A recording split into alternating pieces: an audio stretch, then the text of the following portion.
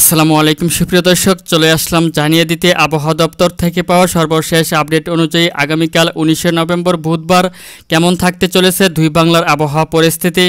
বুধবার 24 ঘন্টার আবহাওয়ার খুবই গুরুত্বপূর্ণ মেঘ বৃষ্টি নিম্নচাপ ও শৈত্যপ্রবাহের পূর্বাভাসে জানানো হয়েছে দুই বাংলার কোথাও কোনো বৃষ্টিপাত হওয়ার সম্ভাবনা নেই, তবে একাধিক জেলার আকাশ মেঘলা সহ মেঘাচ্ছন্ন থাকতে পারে।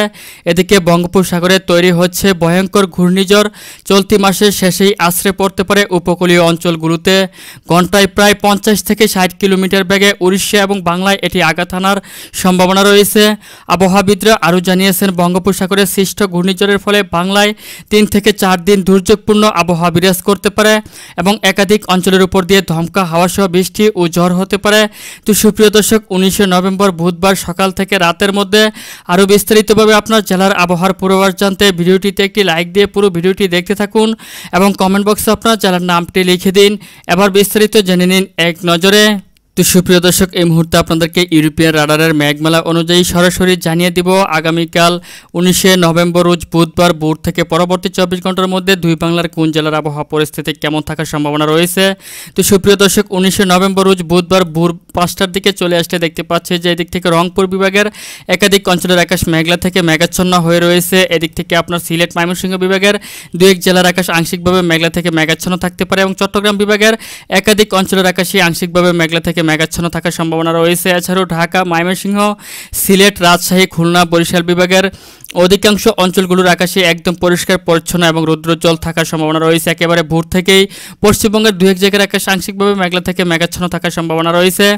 এছাড়াও 19 নভেম্বর রোজ বুধবার যদি সকাল 10টা-11টার দিকে চলে আসে তাহলেও দেখতে পাচ্ছি যে 10টা-11টার দিকে রংপুর বিভাগের 2-1 জায়গার আকাশ আংশিকভাবে মেঘলা থেকে মেঘাচ্ছন্ন থাকতে পারে। এছাড়াও বাংলাদেশের অধিকাংশ অঞ্চলের আকাশে একদম পরিষ্কার পরিচ্ছন্ন এবং রৌদ্রোজ্জ্বল থাকার সম্ভাবনা রয়েছে এবং ঢাকাতে 31 ডিগ্রি সেলসিয়াস পর্যন্ত তাপমাত্রা ওঠার সম্ভাবনা রয়েছে সকাল 10টার দিকেই।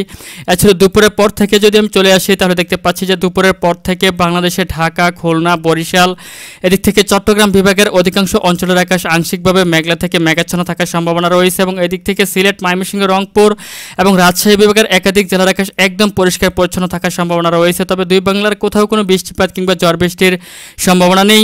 তখনও দেখতে পাচ্ছি যে ঢাকাতে 31 ডিগ্রি সেলসিয়াস পর্যন্ত তাপমাত্রা থাকার সম্ভাবনা রয়েছে এবং সন্ধ্যার দিকে চলে আসলে দেখতে পাচ্ছি সন্ধ্যার পর থেকে বাংলাদেশে ঢাকা, খুলনা, বরিশাল থেকে চট্টগ্রাম সহ সিলেট, ময়মনসিংহ বিভাগের অধিকাংশ অঞ্চলের আকাশে আংশিকভাবে মেঘলা থেকে মেঘাচ্ছন্ন সহ একাধিক অঞ্চলের উপর দিয়ে হালকা মাঝারি ঘন কুয়াশার দেখা মিলতে পারে এবং ত্রিপুরার অধিকাংশ অঞ্চলের আকাশে মেঘলা থেকে মেঘাচ্ছন্ন থাকার সম্ভাবনা রয়েছে।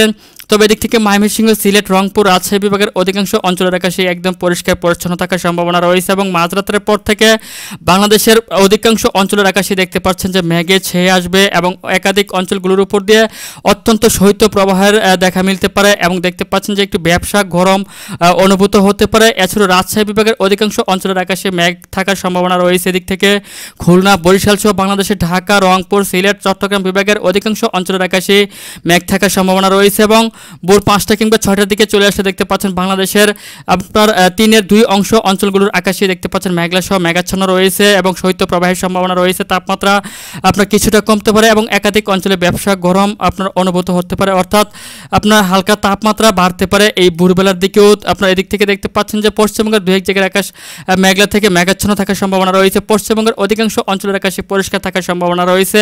আসাম, মেঘালয়ের একাধিক অঞ্চলের আকাশ আংশিকভাবে মেঘলা থেকে মেঘাচ্ছন্ন থাকার সম্ভাবনা রয়েছে। তবে বুধবার ভোর থেকে পরবর্তী 24 ঘন্টার মধ্যে দুই বাংলার কোথাও কোনো বৃষ্টিপাতের সম্ভাবনা নেই। আকাশ মেঘলা থেকে মেঘাচ্ছন্ন সহ একাধিক অঞ্চলের উপর দিয়ে হালকা থেকে মাঝারি ধরনের ঘন কুয়াশার দেখা মিলতে পারে রাতের দিকে। তো সুপ্রিয় দর্শক, এই মুহূর্তে আপনাদেরকে আমি তাপমাত্রা অনুযায়ী আপনার বুধবার দিনের বেলায় কেমন তাপ থাকতে পারে এবং রাতের বেলায় কেমন তাপমাত্রা থাকতে পারে সেটি জানিয়ে দিব।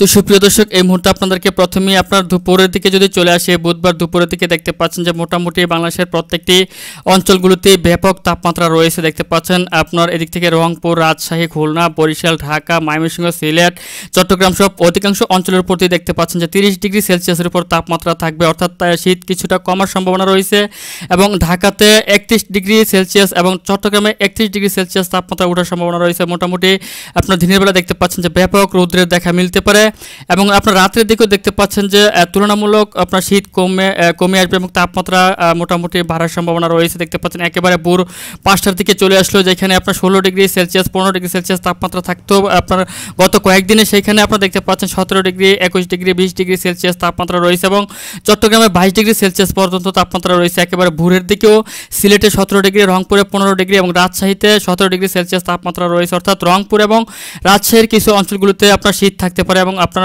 মাঝারি থেকে ঘন কুয়াশার সম্ভাবনা থাকতে পারে। তবে পশ্চিমবঙ্গের অধিকাংশ অঞ্চলগুলোতে দেখতে পাচ্ছেন অত্যন্ত শৈত্যপ্রবাহ এবং তীব্র শীতের সম্ভাবনা রয়েছে।